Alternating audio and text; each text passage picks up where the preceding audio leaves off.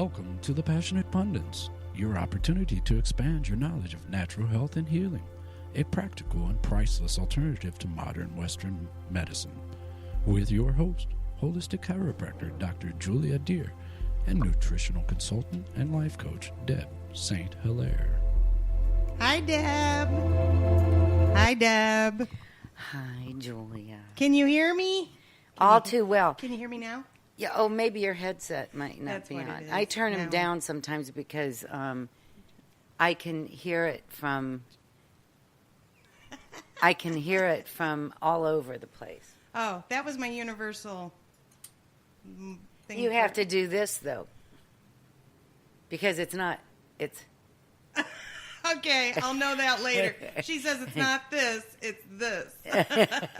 Funny. I needed her to turn my light on. All right, so very good. Welcome. Welcome, everybody. Welcome back. We've been gone for a while, Deb. I know. I was sick last week. Yeah, you were sick terrible. I called you and I was like, Deb? Hello. Hello. Deb? Hello. Deb? Is that you? Some people celebrated it, but What do you mean? that I couldn't talk. I'm I just knew kidding. what you meant. Not my. Oh, Who? you stinker. Who? No, nobody that I know. No. But I'm sure there were people out there. Yeah. Well, I'm not going to say nobody that mattered because everybody matters. But, That's right. You know, That's right. you know. It's all relative anyway. But welcome, everybody. Welcome back. I'm glad to be back. We took a break. We thought we might throw in another show last month. You know, not the same time schedule, but I think it was a blessing. I think we both needed a little break. And since I get Deb enough couldn't breaks speak, from you. yeah, but since Deb couldn't speak, that kind of takes away the pundits Really, part of it. it It's does. It more would have like been a pundit. Hello, that just doesn't. pundit. That It doesn't flow. No, it doesn't roll off the tongue as well. So, No. yeah, You can't have one without the other. that's right. We've sung that song before, We have. honey. We're good that way. It should be our inner theme song. Oh, maybe we should put it at the beginning.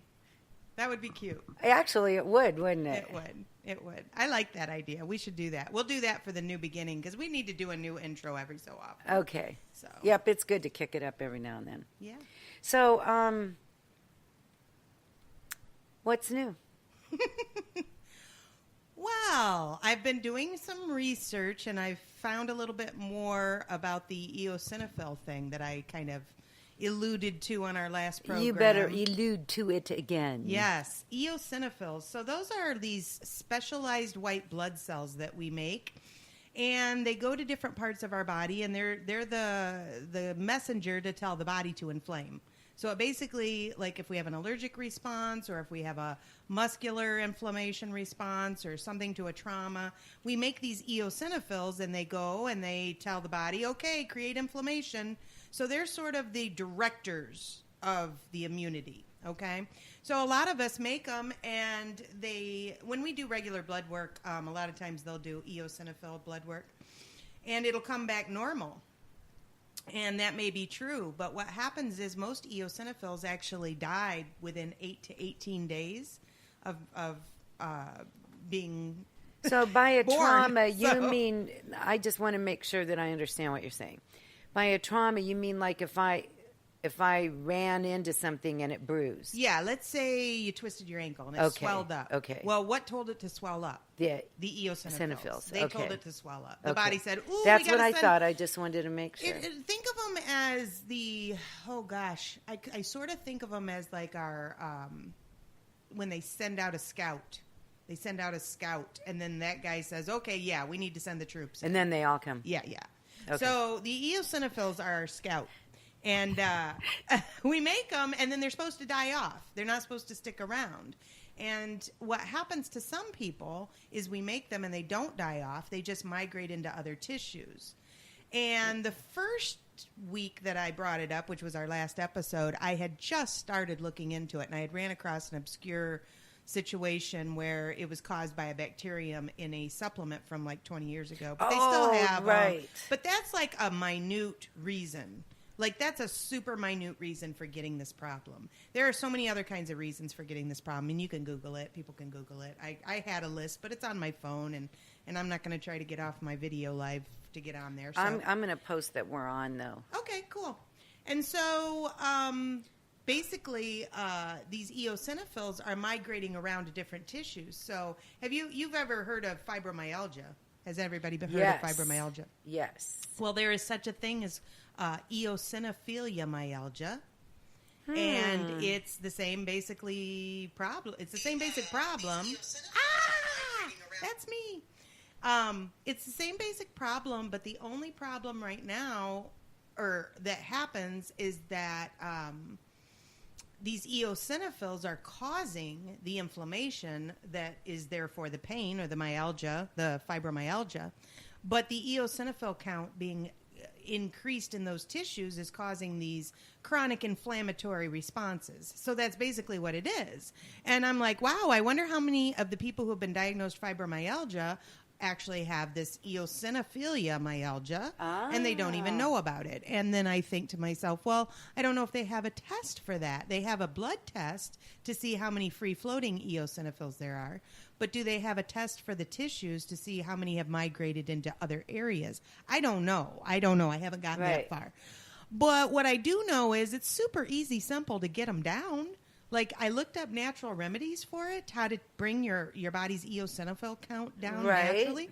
There's plenty of them. Do tell. Easy peasy. So that means that somebody with fibromyalgia should try this. I would say yes. You have nothing to lose. Almost any chronic inflammatory disease. Like and let's talk about a few more of them.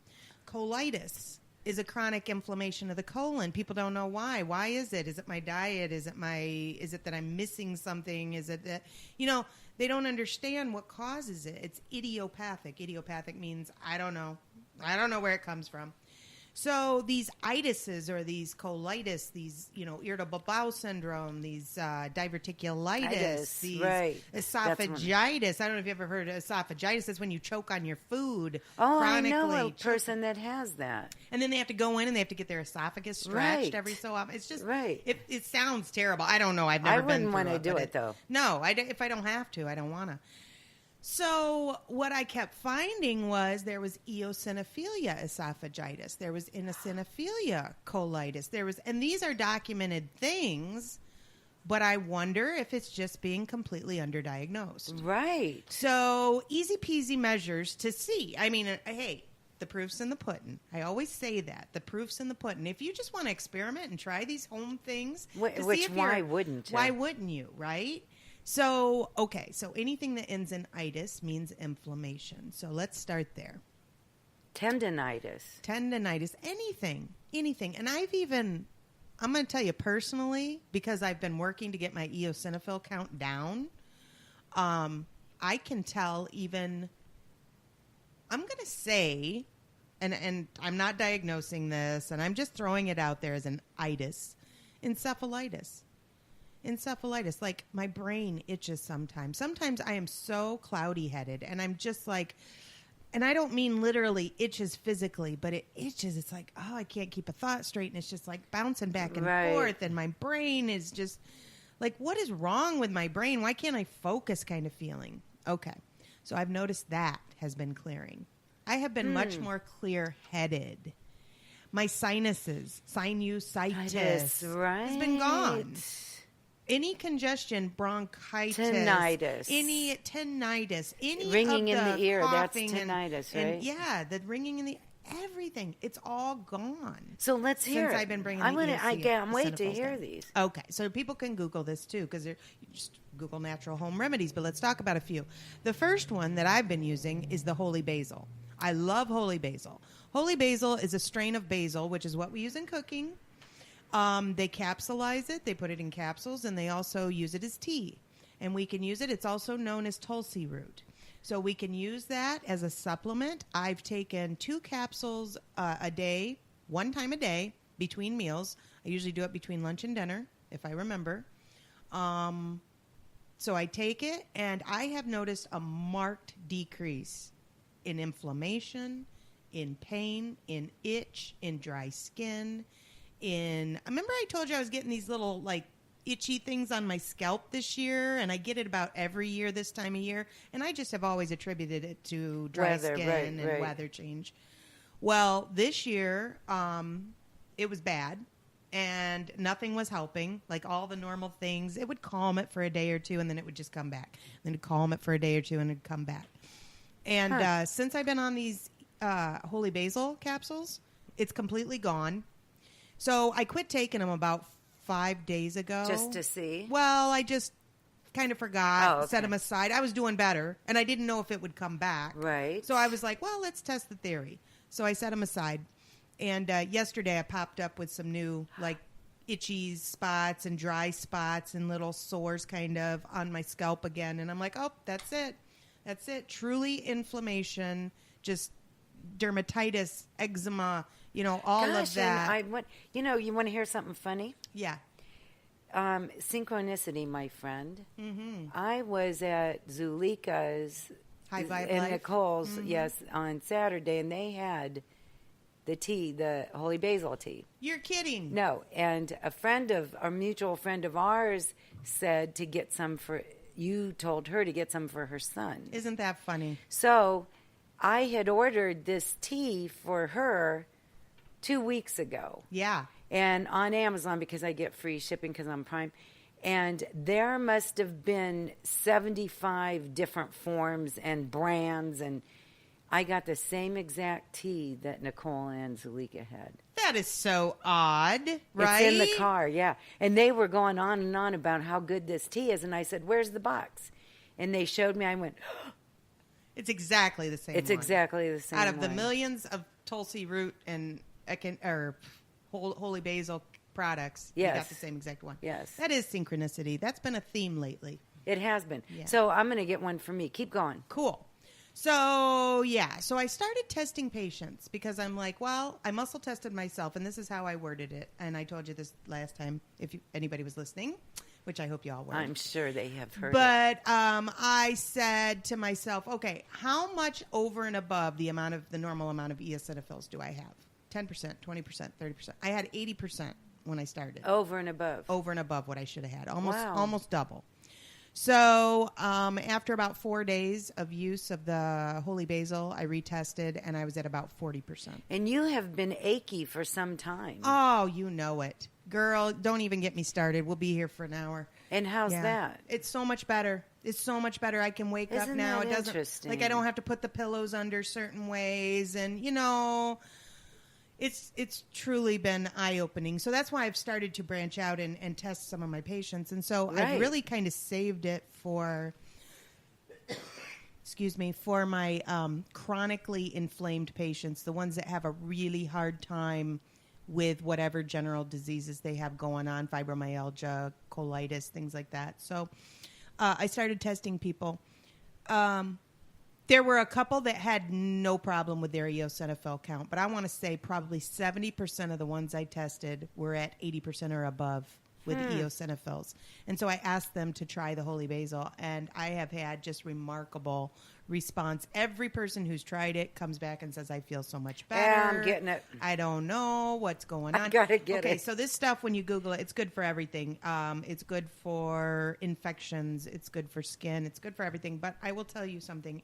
It is a slight blood thinner. So if you're on Coumadin, warfarin, anything like that, you're going to want to avoid increasing blood thinner supplements with other blood thinners. So you have to be very careful of that.